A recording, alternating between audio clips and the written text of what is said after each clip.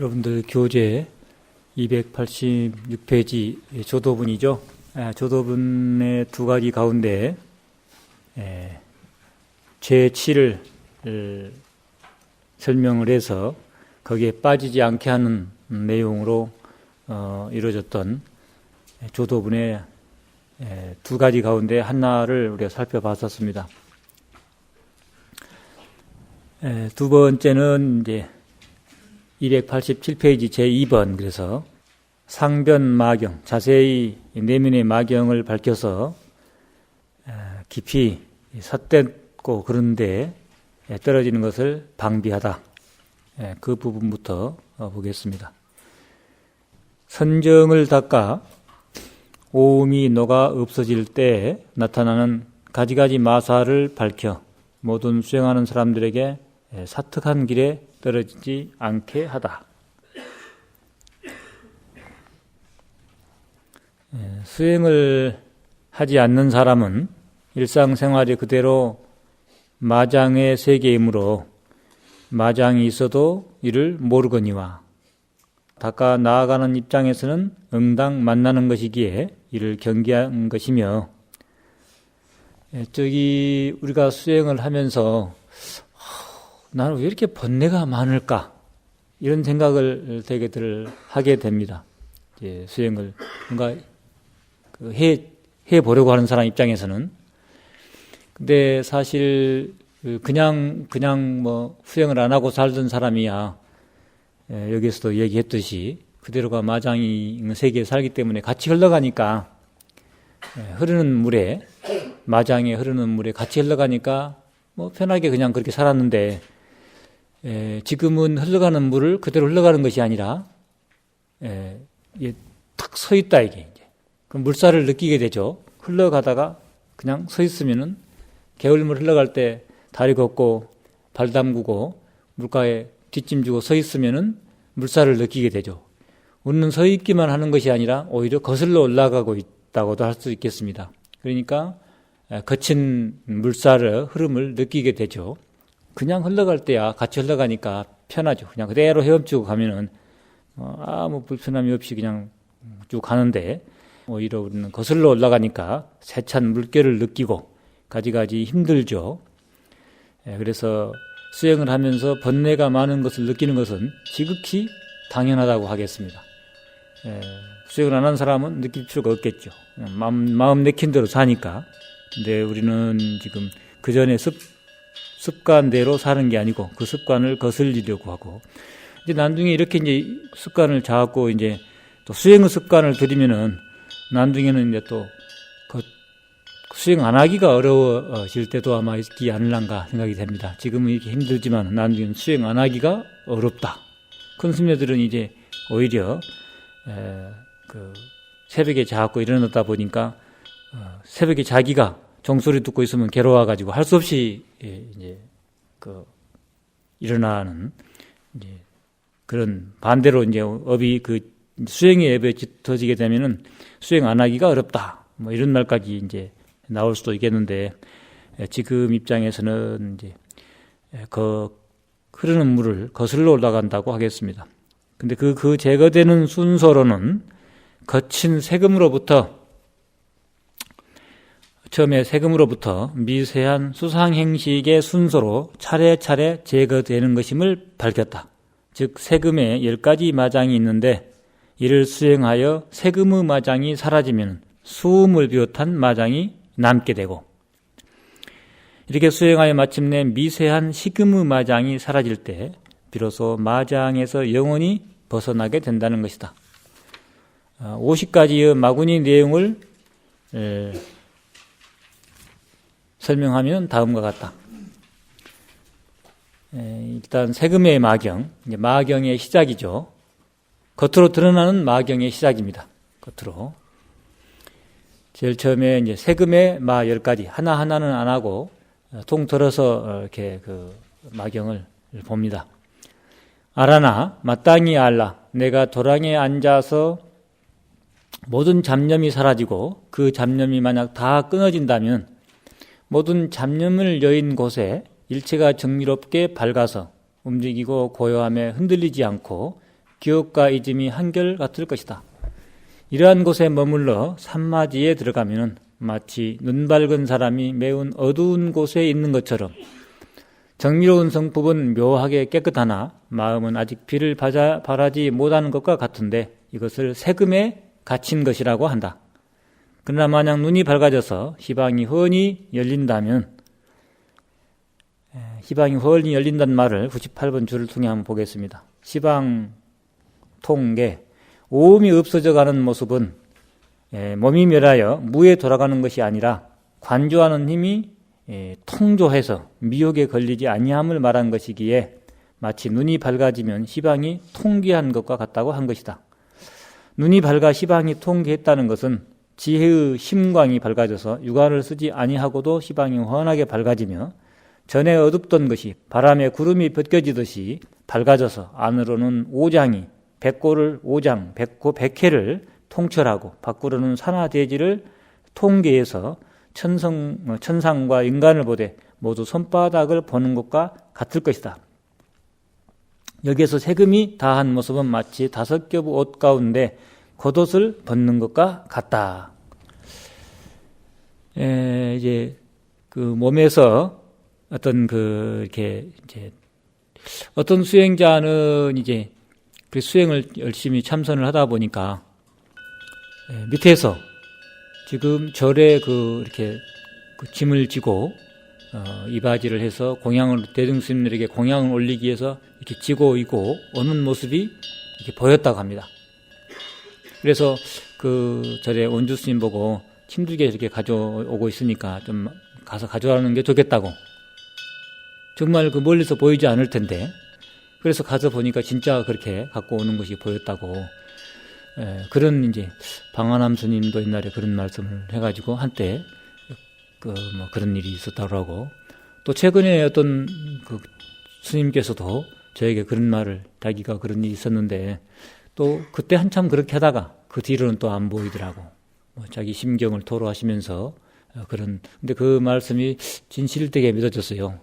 그분의 말을 듣고 나는 믿는 입장이지만은 그분이 거짓말 하실 분도 아니고 한때 그렇게 식이 맑아져서 밖에 것이 세금이 세계가 툭 터져서 통계하게 보였다라는, 그 나쁜 것은 아니지만 그렇게 또 집착할 만한 것은 못돼도 어쨌든 나타나는 경계 속에서 그런 경우가 가끔 생기는 것 같습니다. 저는 이제 그렇게 못 돼봤는데 그러나 그렇다고 해서 그것이 계속되는 거 그런 건 아니고 어느 때 그렇게 보일 때가 있었다라고 한 스님이 저한테 얘기를 했었는데, 저는 이제 한 번은 이제 그 송광사에서 그 선방에서는 그런 게 없다가 이제 강원에 그 강의하면서도 송광사는 아침 저녁으로 이렇게 새벽에 또는 저녁에 5분씩 이렇게 법당 예불 끝에 좌선을 해요. 잠깐이요. 많이 길지도 않고 5분씩 하는데, 어느 때 이제 그때가 일각 스님이 방장 스님으로 어른 스님이 계실 때였는데, 이렇게 그 잠깐인데 그때 어떻게 하다가 이게 그러니까 가슴이 답답한 건 아니고 바람이 숨을 잔뜩 들이셔가지고 이렇게 그 몸이 커진 것처럼 이렇게 빵빵하니 바람이 든 것처럼, 근데 답답하지는 않고 빵빵하니 바람이 든 것처럼, 그래가지고 숨이 꺼득 차 있는데 그 숨쉬기가 불편하든가 그런 건 아니고, 그러면서 몸이 아주 조금 이렇게 솜 위에 앉아 있는 것처럼 아주 가볍고, 잠깐 5분간 쭉 비쳐가지고 이제 끝날 때쯤 끝나야 되는 그런 짧은 시간인데 앉자마자 얼마 안 돼서 그래가지고 아주 가벼워가지고, 그러고 그 5분을 견뎠어요. 쭉 비치니까 일어나기 싫고 일어 있고 싶은데 그래도 그냥 같이 그냥 일어나가지고 그렇게 일어나가지고는 꺼져버렸어요. 그게 이제 아무것도 아닌데, 어떤 그런 것도 참 희한하게 처음으로, 또 그들은 다시는 또 그런 게 또 안 오고, 어쨌든 그렇게 몸이 그렇게 아주 가볍고 정신도 맑고 몸도 상쾌하고, 근데 바람이 한껏 들어있는 것처럼, 그러면서도 숨 쉬는데 불편함이 없으면서 아주 정신과 몸이 맑으면서 몸이 가볍게 느껴지는 그런 것은 한번 느껴봤습니다. 그것도 아닌데, 어쨌든 이런 것들이 그에 집착하면 이제 세금의 마에 빠져서 오히려 이상하게 될 수도 있다. 그래서 다시 그러나 만약 눈이 밝아져서 혼이 열린다면은 다시 어둡지 않을 것이니, 그래서 거기에 집착하지 아니하고 깨어있게 되면은 다시 어둡지 않을 것이니 이걸 세금이 다한 것이라고 이름하고, 세금에 갇힌 것이 아니라 세금이 다한 것이라고 이름하고, 이 사람의 능히 겁탁을 초월하게 되리니 오히려 그런 경기가 오면은 그런 걸 돌이켜서 공부를 더 열심히 하면은 오히려 더 좋은 결과를 더 올 수 있지만은 잘못해서 거기에 집착하면은 이제 또 마구니가 되는 거죠. 그 까닭은 이런 것이 이제 겁탁을 초월하게 되는데 그 까닭은 견고한 망상으로 근본을 삼았기 때문이다. 그런 그 잠깐의 경계가 오는 것은 결국 그것도 망상으로 해서 오는 것이다. 100번 그 99번 우선주부터 겁탁을 초월하게 되는데, 겁탁이라는 것은 최초 일념 속에 공과 견이 나누어지지 않는 것을 겁탁이라고 하나, 이것은 세금의 차이다. 그러므로 세금이 다하면 이를 초월하게 되는 것이다. 무슨 말이냐 하면은 이제 이게 마구니도 이거는 아주 가벼운 마구니예요. 이거는 이제 아주 깊은 마구니는 아닌데, 저 우으로 올라가면 올라갈수록 이제 식음의 마까지 가면은 이제 마구니 대장이 되는 거고, 여기는 이제 이게 그 가벼운 마입니다. 금방 조금만 노력하면은 자기가 아직 몰라서 그렇지, 노력하면은 금방 벗어날 수 있는 이제 마구니의 경계고, 또 이것이 이제 마구니의 입장에서는 이제 처음 시작이다. 아직 그렇게 굳어진 건 아니고 마구니가 될 수 있는 어떤 시초. 그래서 아직 곤과 견이 나누어지지 않는, 주걱이 분명해지지 않는.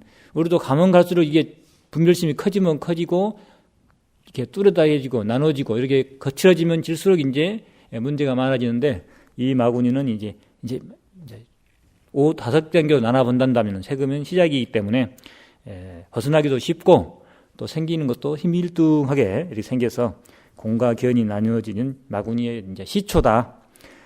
100번 줄을 보면은 세금은 처음 부모와 자기 등 이러한 세 가지가, 부모는 엄마, 아빠, 그리고 자기, 이 세 가지 등이 이런 세 가지 허망한 것들이 서로 맺히어 이루어진 것이므로 견고망상으로 근본을 삼는다.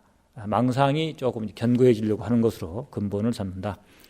결국 이런 내용을 많이 압축해서 지금 가져왔는데, 세금의 말을 다 가져온다 해도요, 말이 어떠나 이렇게 좀 어렵고, 이렇게 해서 이해가 잘 안 가고 설명이 힘들어서 그냥 이렇게 큰 틀만 가져오고, 그 내용을 한번 정리를 하면 다음과 같습니다. 이제 수행을 하다가 보면 자기도 모르게 몸이 가벼워지고 알 수 없는 깊이의 우주 속으로 빠져날아간다든가 허무하고 고요해지게 될 수도 있는데, 이는 깨달음이 아니라 수행하는 가운데 나타날 수 있는 하나의 과정으로 이를 집착하면은 세금의 마장에 떨어지게 된다고 하고, 이는 겁탁의 망작용이라고 이렇게 설명을 하고 있습니다. 이것이 이제 세금의 마의 경계고, 그 다음에 좀 더 짙어져서 수음의 마.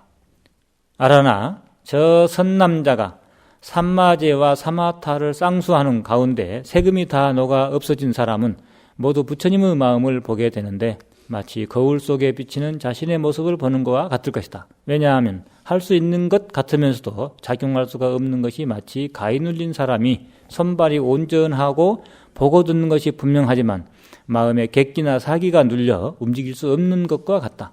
이것을 수음에 갇힌 것이라고 한다. 만약 이러한 가위 눌린 증세가 사라지면 그 마음은 몸을 떠나 도리어 제 얼굴을 보게 되고 가고 머무는 행동이 자유로워서 다시는 걸림이 없을 것이다. 이것을 수음이 다한 것이라고 이름하고, 이 사람은 능히 견탁을 초월하게 되리니 그 까닭을 살펴보면 허명한 망상으로 근본을 삼았기 때문이다.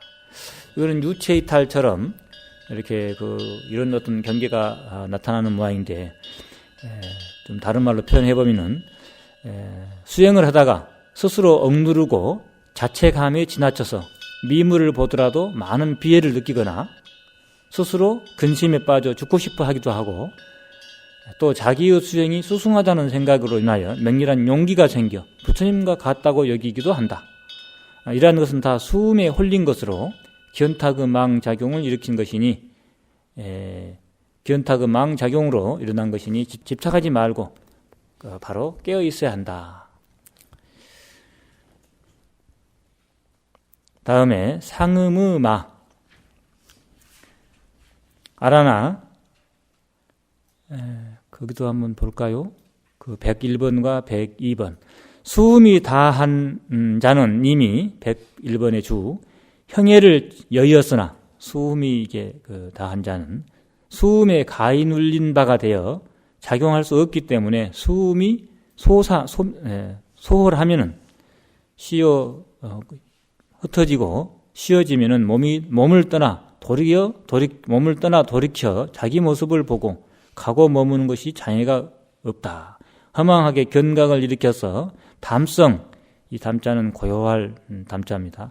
맑은 성품을 혼란하게 하는 것을 견탁이로 부르나니 이것이 수음의 체이다. 그러므로 수음이 다하면 이를 초월하게 되는 것이다. 허명명상, 허명한 그 망상으로 근본을 삼았다 했는데 허명명상이 뭐냐? 어기고 따르는 화음과 같은 경계로 인하여 손이 그 허망한 수음이 생기지만 수음의 실체가 없고 다만 허망하게 밝은 것이 있을 뿐이다. 그러므로 허명망상으로 근본을 삼는다고 한 것이다. 저도 마학정은 모르겠어요. 저도 그냥 내용이 이렇게 돼서 이런 마학경을 직접 겪어보지 못하고 수행이 깊지 못해서 이런 부분은 참 어렵네요. 다시 이제 수음은 그 정도로 하고 상음의 마. 아라나 저 선남자가 산마지를 닦아 수음이 다 녹아 없어져서 비록 누진통은 이루지 못하였으나 마음이 그 형체에서 벗어난 것이 마치 새가 새장에서 벗어난 것과 같을 것이다. 이미 범부의 몸으로부터 위로 보살이 겪는 60가지 거룩한 지위를 성취하고 마음대로 할 수 있는 몸을 얻어서 가는 곳마다 걸림이 없는 것이 마치 어떤 사람이 깊은 잠에 빠져서 잠꼬대를 할 적에 잠꼬대를 하는 사람은 비록 알지 못해도 그 말에는 이미 또렷한 음성과 분명한 순서가 있어서 잠을 자지 않는 사람들에게 그 말을 다 알아듣는 것과 같다. 이것을 상음에 갇힌 것이라고 한다. 만약 움직이던 마음이 다 끊어져서 부질없는 생각이 사라지면 밝게 깨어있는 마음이 마치 때를 씻어버린 듯 하여 한 차례 나고 죽는 시작과 끝을 원만하게 비추게 되니 이것을 이름하여 상음이 다한 것이라고 하고 이 사람은 번뇌탁을 초월하게 되는데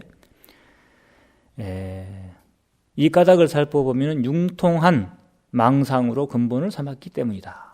내용을 정리해 보면은 공부를 하는 가운데 어느 정도 자신감이 생기면서 남의 전생다도 척척 알아맞히고 불보살의 행세를 하면서 오래 살고 싶다는 등 가지가지 기교와 신통을 얻고 싶어지는데 이는 자기도 모르게 상음의 마에 걸린 것으로 번뇌탁의 망작용을 일으킨다는 것이다.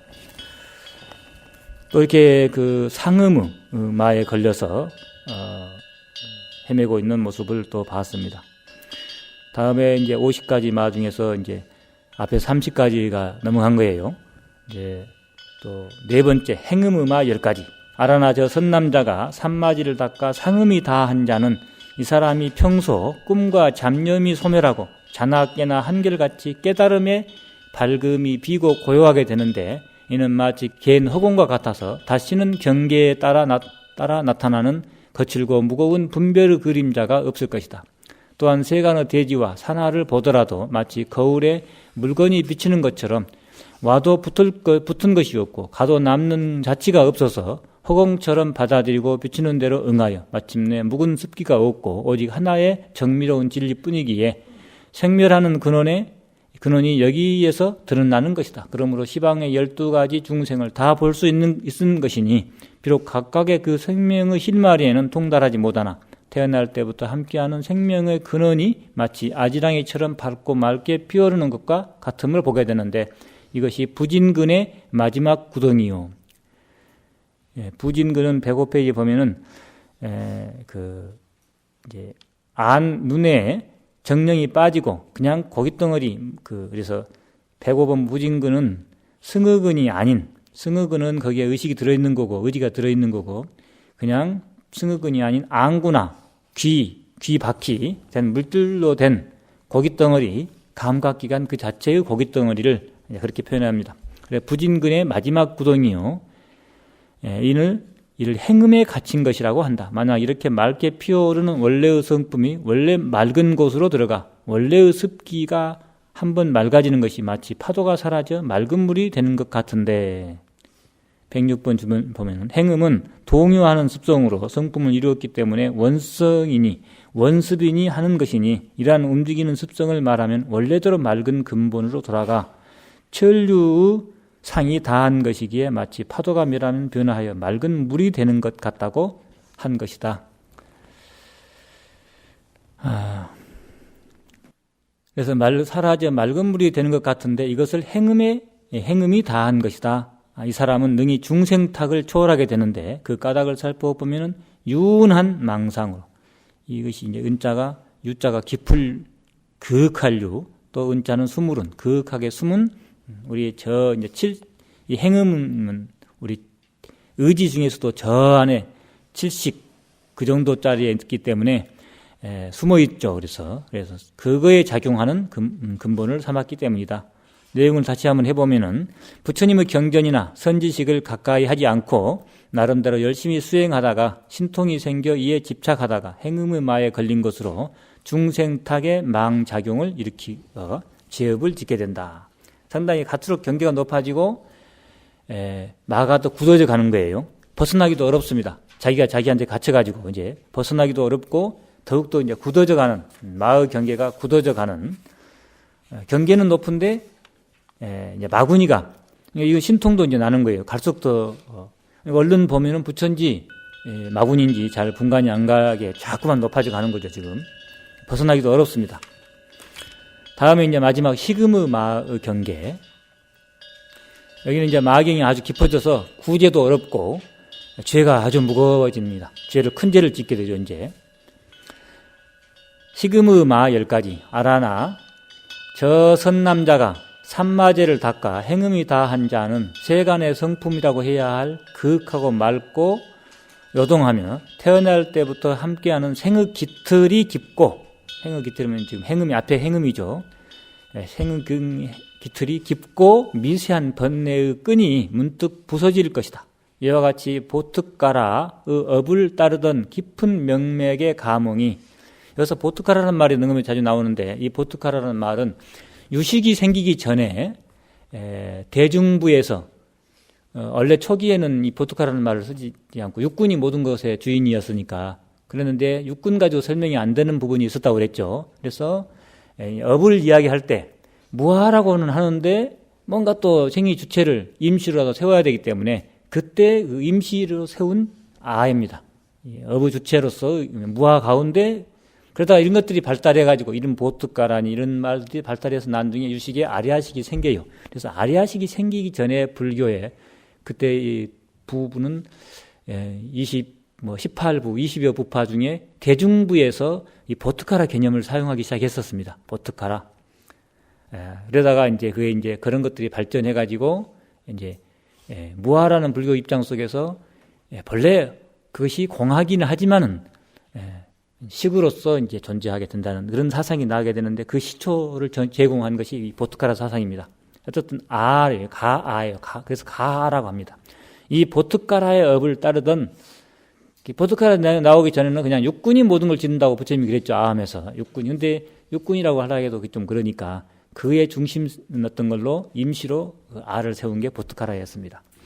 불교 교리 발달 사이에서 이와 같이 보특가라의 업을 따르던 깊은 명맥의 가몽이 아주 끊어지면은 열반의 하늘이 크게 밝아질 것이다. 이는 마치 닭이 맨 나중에 울면 동방에 정미로운 빛이 있는 것을 보는 것처럼 육군이 비고 고요하여 다시 밖으로 치달리지 않고 안과 밖이 고요하고 밝아서 들어가고자 하나 들어갈 곳이 없을 것이다. 이와 같이 시방의 12가지 중생들의 목숨을 받는 근원적인 이유를 통달하고 그 연유를 관찰하여 근원을 잡았기에 어디에도 불려가지 않고 시방세계에 한결같이 정색에 침몰하지 아니하여 그 나타남이 그윽하고 은밀할 것인 이것을 식음에 갇힌 것이라고 한다.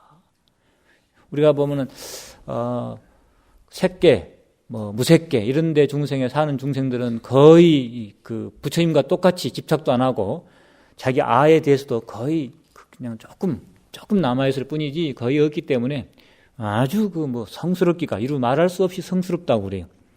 한 생각만 돌이키면 또 진짜 부처의 길을 갈 수도 있고, 그런데도 이제 또 고치기도 어렵습니다. 아주 마구니가 굳어져 자기대로 똑똑하다고 생각하기 때문에 굳어지기가 어려운데, 어떻게 보면은 이제 이 모습이 큰 스님일 수도 있고, 또는 하늘 세계의 범천의 왕이 되어 있을 수도 있고, 가지가지 모습으로 존재하고 있는 마구니 대장들입니다.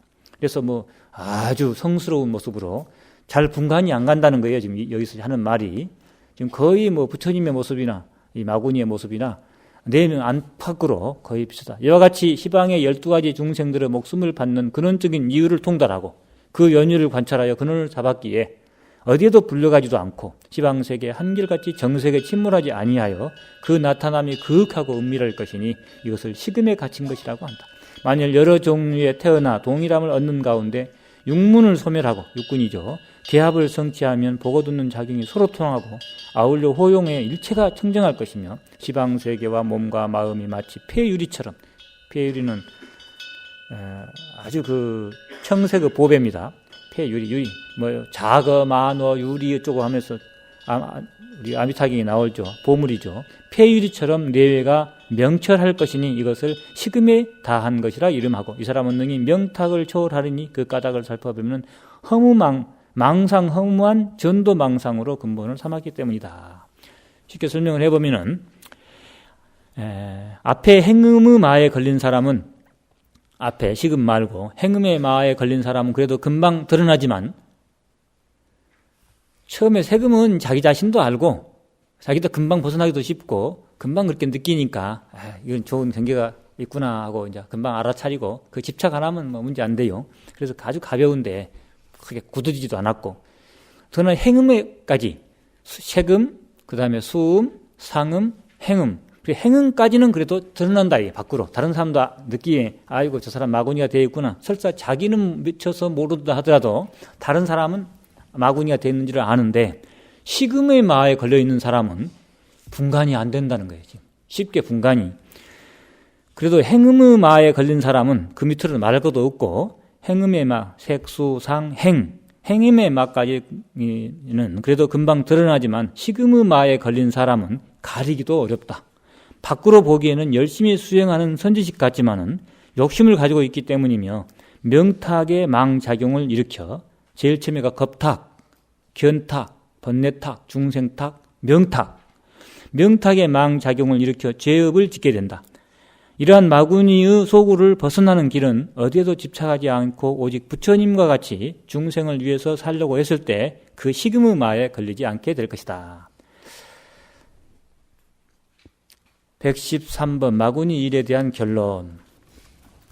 우선 먼저 큰 원문부터 보겠습니다. 주는 나중에 보고. 이상 과거 모든 부처님의 사마타 가운데 비파사나에서 여기서 이제 비파사나라는 말이 나와요. 응엄에서도 이렇게 비파사나. 앞에는 다 삼마 또는 삼마제 또는 삼마발제 이런 표현으로 관을 표현하다가 여기서는 이제 또 비파사나라는 말을 썼어요. 과거 모든 부처님의 사마타 가운데 비파사나를 하는 데서 깨달음의 발금으로 분석하신 미세한 마구니의 일이다. 이제 수행을 열심히 하면은 이런 마구니 경계를 환히 이렇게 설명할 수 있는데 제가 이 강의하면서 그 부분에 대해서 대단히 죄송하게 생각합니다. 그래서 이렇게 수행을 열심히 하신 분들은 이런 것을 좀 더 와닿게 설명을 할 텐데 그 부분이 제가 못해서 미안합니다. 미세한 마구니의 이렇게 일인데 만약 마구니의 경계가 나타나거든 내가 잘 알아서 마음의 때를 휘쳐버리고 사견에 떨어지지 않으면은 음마 이런 오음의 마에는 저절로 소멸되고 천마는 부서지며 대력 귀신은 넋을 잃고 도망가고 도깨비와 헛개비는 다시 나오지 못할 것이며 이리하여 바로 깨달음에 나아가더라도 부족함이 없을 것이요 하열한 자는 증진하여 대열반에 어두워지지 않을 것이다. 하열한 자를 하더라도 말세의 어리석은 중생 가운데 선날을 알지 못하고 설법을 할 줄 모르면서 삼매 닦기를 좋아하는 자들이 있다면 나는 이들이 사도와 같이 될까 염려스러우니 일심으로 나의 불정 다란이주를 지니도록 하라. 이건 능엄주입니다. 그래서 마구니 일이 마장이 없게 하려면 다란이주를 그래서 한국 불교의 큰 스님들이 능엄주를 권하기도 했었죠.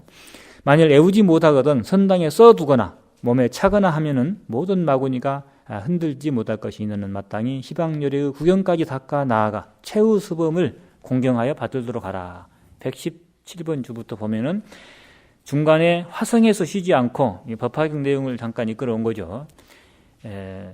구경까지 나아가는 것을 자리의 지혜라고 한다. 그래서 이제 여기서 최후까지 나아가서 중간에 쉬지 않고 최후 수범 118번 주면은 이제 앞에 것이 자리 구경까지 나아가 최후 수범을 공경하여 대비심 환음의 그 수행의 모습을 본받으란 말이죠. 그렇게 해서 받들도록 하라.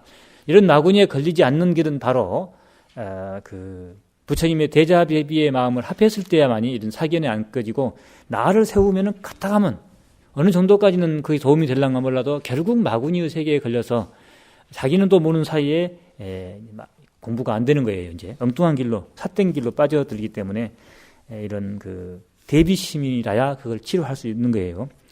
능엄주의 내용도 결국은 이 여러 장의 공덕과 관음의 그 대자비행을 찬탄하고 있습니다. 그래서 이제 그 자아에 또 삿된 자아에 빠져들지 않게 하기 위한 그런 어떤 그 원칙으로 되어 있습니다. 아란이 자리에서 일어나 부처님의 가르침을 듣고 이 말을 땅에 대어 절하고 가르침을 받들어 잃어버리지 않고 대중 가운데서 다시 부처님께 살해했다. 부처님께서는 오음에 5가지 허망한 생각으로 마구니의 근본을 삼았다고 말씀하셨으나 저희들은 평상시 여래께서 미세한 곳까지 열어 보이시는 것은 아직 듣지 못하였습니다. 그러면 오음이 한꺼번에 소멸되는 것입니까? 아니면 차례로 끊어지는 것입니까? 120번 주를 보면은 꿈속에서 호랑이에게 쫓기다가 꿈을 깨었을 때 호랑이가 먼저 없어지고 다음에 두려움이 사라지고 그 다음에 편안함이 오는 것이 아니라 모든 것이 한꺼번에 이루어지는데 그런 면에서 보면 돈수다. 그러나 그러한 꿈을 또다시 꾸게 되고 차츰 이렇게 하여 차츰 그러한 꿈을 꾸지 않게 된다면 이는 또 점수라고 할 수 있을 것이다. 깨달음의 내용이 아공과 법공인데 아공 속에도 견도수도가 있고 법공 속에도 근본지 후속지를 논한다. 그러나 이러한 아공과 법공이 따로따로 있는 것이 아니라 사실 우리의 수행은 순간순간 모두가 돈이 아니고 돈수이고 거기에 시간을 두고 보면 모두가 점수라고 할 수 있다. 따로따로 있는 게 아니라 순간순간을 보면 전부가 과학 입장에서 볼 때 돈수고 시간을 두고 보면 인의 입장에서 볼 때 전부가 점수다. 그래서 너무 그런 논리에 빠져들지 말고 이런 이제 오음이 한꺼번에 소멸됩니까? 다른 부분으로 보면 오음이 한꺼번에 오는 거고 또 다른 부분으로 보면 차례차례 소멸된다. 그래서 그것을 어느 하나로만 몰아가지 마라. 부처님의 답을 한번 보겠습니다. 거기에 대해서 오음이 한꺼번에 소멸됩니까? 차례차례 소멸됩니까? 부처님이 아난에게 말씀하셨다. 정미롭고 참되고 묘하고 밝은 본래의 깨달음은 원만하고 청정하여 생사와 진구가 더 나아가서는 허공까지도 거기에 머물러 있을 수 없는 것이니 모두가 망상으로 생겼기 때문이다. 이와 같이 본래로 깨어있고 묘하고 밝고 진실하고 정미로운 것이 허망하게 가지가지 기세간을 발생한 것이니 마치 연야달다가 제 머리를 모르고 그림자를 오인한 것과 같다. 무슨 말이냐 하면 121번에 연야달다라는 여인이 능엄에 나옵니다. 호련히 아침에 일어나 거울을 보고 거울 속에 머리와 얼굴을 보고 기뻐하다가 자기 거울 속에 얼굴을 보니까 예쁘니까 기뻐하다가 다시 정작을 거울을 보고 있는 자기의 머리를 돌아보니 거울을 보다가 획 돌아서 자기를 보려고 하니까 안 보이잖아요. 어리석은 사람에 비교한 거예요. 거울을 보고는 얼굴이 좋게 생겼으니까 좋아하다가 거울을 놔두고 돌아서 자기 진짜 얼굴을 보려고 보니까는 안 보이니까 미쳐버린 거예요. 내 얼굴이 없다고. 거울을 보고 기뻐하다가 다시 정작 거울을 보고 있는 자기의 머리를 돌아보니 얼굴이 보이지 않으므로 도깨비라고 여겨 미친 듯이 달아났다고 한다. 이때 거울 속의 머리는 허상이고 자신의 본래 머리는 진성이니 연야달다가 거울 속의 머리에 미혹하여 자기의 머리에 얼굴이 없다고 질책하며 미쳐 달아났다는 것은 결국 진성을 미혹하고 부질없이 무명을 따르는 것에 비유한 것이다. 그래서 이제 연야달다가 나오는데 마치 연야달다가 자기의 제 머리를 모르고 그림자를 오인한 것과 같다. 이와 같이 허망은 원래 인이 없는데 망상 가운데 인연을 세우고 인연을 모르는 이는 자연이라고 말하겠지만 저 허공은 사실은 환으로 생긴 것이다.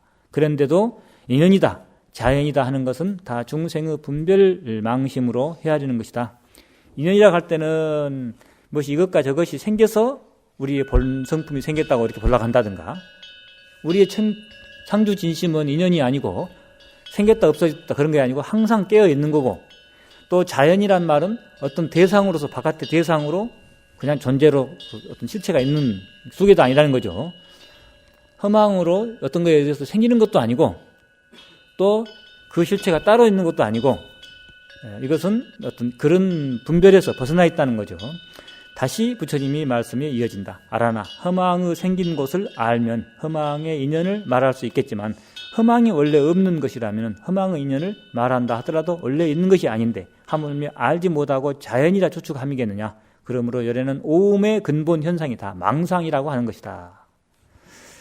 중간 생략하고, 그리고 이러한 오음은 원래 겹겹으로 포개져 생기는 것이기에, 이러한 오음은 원래 겹겹으로 포개어 생기는 것이기에 생은 식을 연하여 있고 멸은 색을 따라 없어지는 것이다.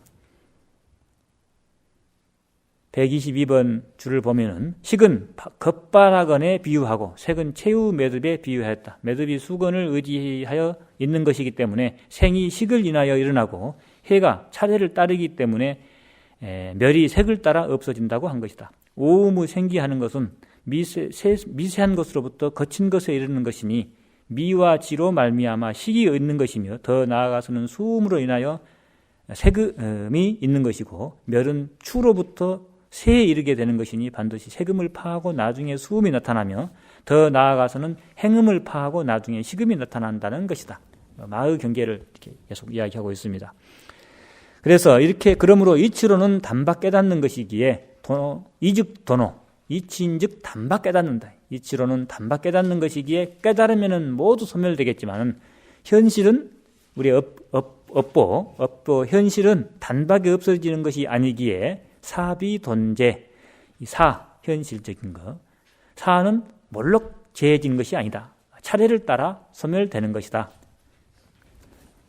123번 줄을 보면 이즉 도노라 승호병제, 이치인즉 몰록 깨닫는 것이라 깨달음에 의지해서 소멸된다 라고 한 것은 수건이 수건이 지금 매듭이 지어진 수건이에요.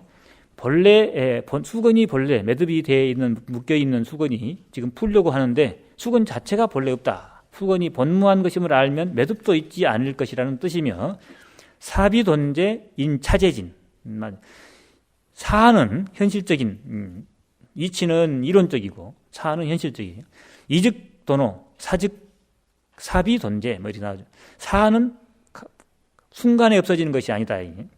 그래서 차례를 인해서 다한다 한 것은 중궁기는 도노하더라도 이치론적 이치인즉 물론 깨닫는다 하더라도 점수를 의지해야 하기 때문에, 만약 도노로 인하여 점수를 잇는다면 알기만 하고 행위 없는 병에 걸릴 것이며, 이치에 집착하여 현실의 실천을 미혹한다면 그만 사견에 떨어질 것이니 마침내 바르게 산마지를 닦는 것이 아닐 것이다.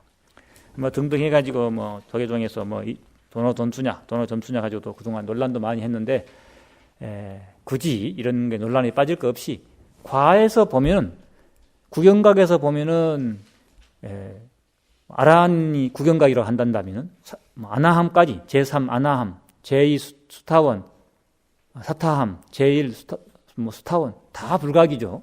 그러니까 이 과에서 보면은 부처가 되어야만이 이 각이고 그 외에는 다 불각이기 때문에 도노 돈수로 표현될 수도 있겠습니다. 인에서 보면은 전부 도노 점수. 대승은 또 특히 도노를 강조하죠. 먼저 견도하고 그다음에 그 입장에서 수도를 한다. 이것이 이제 대승의 기본 입장이에요. 도노하고 그다음에 수행을 한다. 그게 돈수가 됐든지 점수가 됐든지 도노를 주장하는 것이 대승인데, 도노 점수와 도노 돈수에서 도노는 이렇게 경계가 다르다고 하겠습니다. 하나는 각 결과에서 입장에서 이렇게 이야기하고, 하나는 인의 입장에서 이야기하고, 그래서 도노 점수에서 도노는 이제 견도라고, 점수는 견도한 입장에서 함이 없이 집착이 없이 본래 닦을 것도 없고 증득할 것도 없지만은 이제 그렇게 수행으로 인의 입장에서 과를 가고 있는 모습을 그렇게 표현되고 있습니다. 그래서 그런 게 이렇게 혼란이 없기를 바라겠습니다. 어디 괜히 필요 없는 소모예요. 그런 것은.